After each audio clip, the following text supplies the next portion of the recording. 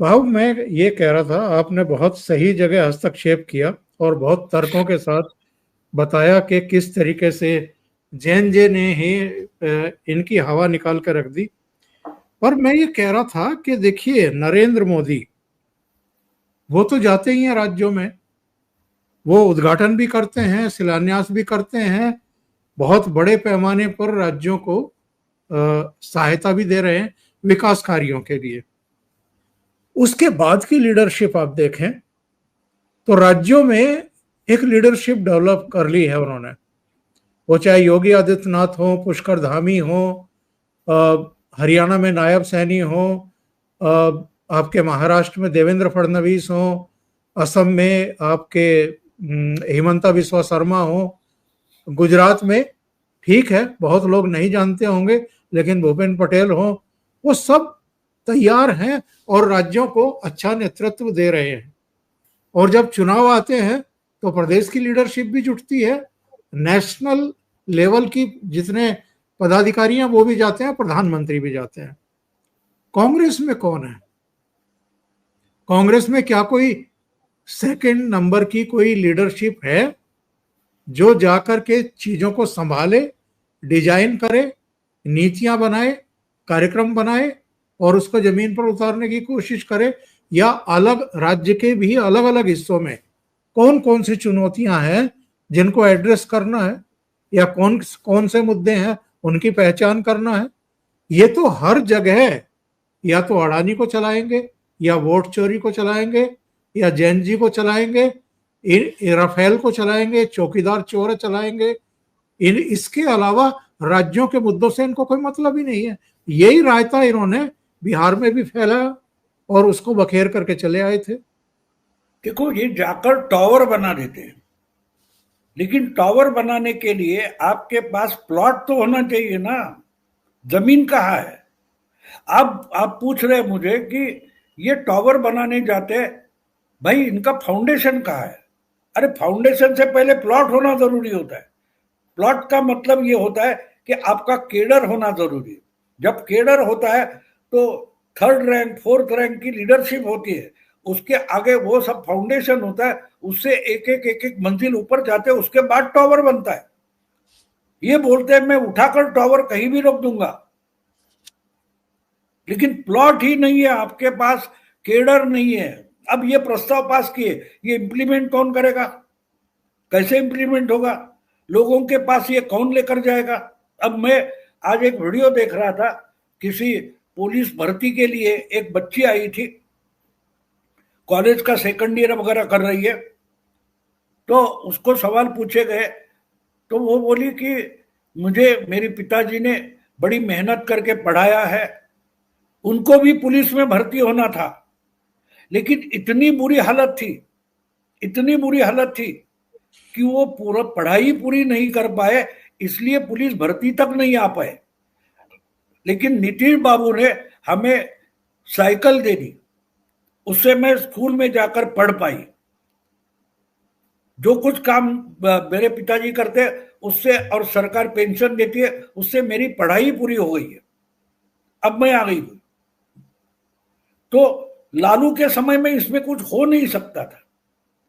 हमारे पिताजी पढ़ नहीं पाए, हमारा बाप पढ़ नहीं पाया, इसलिए पुलिस भर्ती में नहीं गया, और मजदूरी करके उसने हमको पढ़ाया है। और वो भी क्यों पॉसिबल हुआ कि आज स्कूली बच्चों की लड़कियां हैं, उनकी फी माफ की गई है, उनको साइकिल दी गई है, किताबें दी गई है। ये सब बीजेपी सरकार ने, नीतीश ने किया है। तो हम बदलाव क्यों चाहेंगे? तो ये जो देखो, एक एक बात है कि उसके पास ये मैसेज कहीं से तो पहुंचा है कि बदलोगे तो बिगड़ेगा।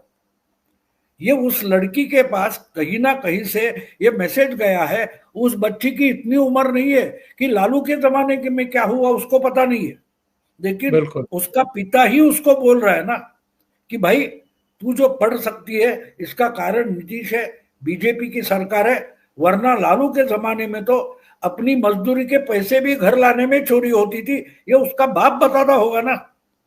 बिल्कुल। अब ये जाकर राहुल गांधी रोकेगा कैसे? वोट चोरी की यात्रा निकल कर तो नहीं होगा। और उसमें भी मैंने एक वीडियो देखा था 15 दिन पहले कि राहुल की वोट चोरी के लिए यूपी से लोग लाए गए थे। जो भीड़ दिखाई दे रही थी उसमें बहुत सारे यो महिला और बोलते कहां से आए, यूपी से आए, हमारे सरपंच लेके आए वगैरह वगैरह। तो दिखावा पैदा होता है, कैमरे के लिए होता है, लेकिन जमीन पर कुछ नहीं है। जमीन पर कुछ नहीं ना। हम जाते फिल्म देखने, एक हॉरर फिल्म देखते, हम भी कुछ सेकंड के लिए डर जाते, लेकिन आराम से उठकर बाद में चाय वाय पीते हैं, समोसा खाते, फिर बाकी के फिल्म देखते, फिर अंदर आकर बैठते। डर कर भाग तो नहीं जाते ना, क्योंकि वो दिखावा है, कुछ सेकंड के लिए डर जाना है।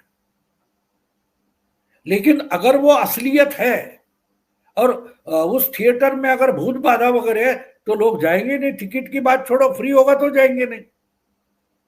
तो वो दिखावा है, ये लोग जानते हैं। वैसे ही राहुल गांधी जो कुछ करे जादू वगैरह, वो जादू टोना है, टोना टोटका है, इससे कुछ निकलने वाला नहीं, ये लोग जानते हैं। और आपका मैसेज आगे लेके जाने के लिए आपके पास कार्यकर्ताओं की फौज नहीं है। अब दूसरी तरफ देखिए, दूसरी तरफ ये है कि बीजेपी, मुझे लगता है अमित शाह जाकर आ गए और थोड़ा बहुत और रूढ़ी कुछ काम कर रहे, बाकी जो लोकल लोग हैं वही काम कर रहे चुनाव के लिए। अभी बीजेपी सेंटर की बिहार पहुंची नहीं है।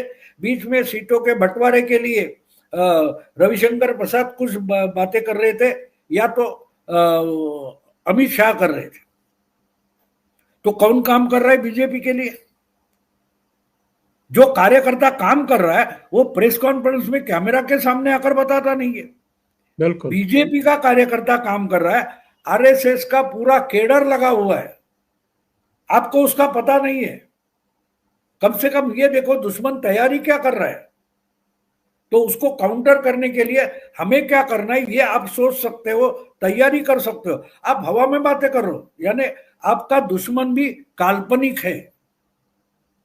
असलियत में दुश्मन का चेहरा क्या है?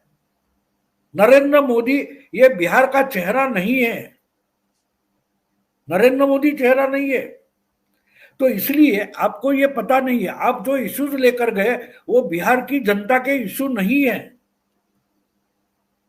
उनके घर में दादा हो, चाचा हो, ताऊ हो, उनको बताते हैं कि लालू के जमाने में हमको अगर खिलाफ चुनाव लड़ना है तो उम्मीदवारी का पर्चा तक भरने नहीं मिलता था, इतनी गुंडागर्दी चलती थी। हमको भगाकर बूथ का बूथ लूटा जाता था। ये कहने वाला कोई तो आज अभी है ना, उसका परिणाम कुछ 10-15% हो सकता है।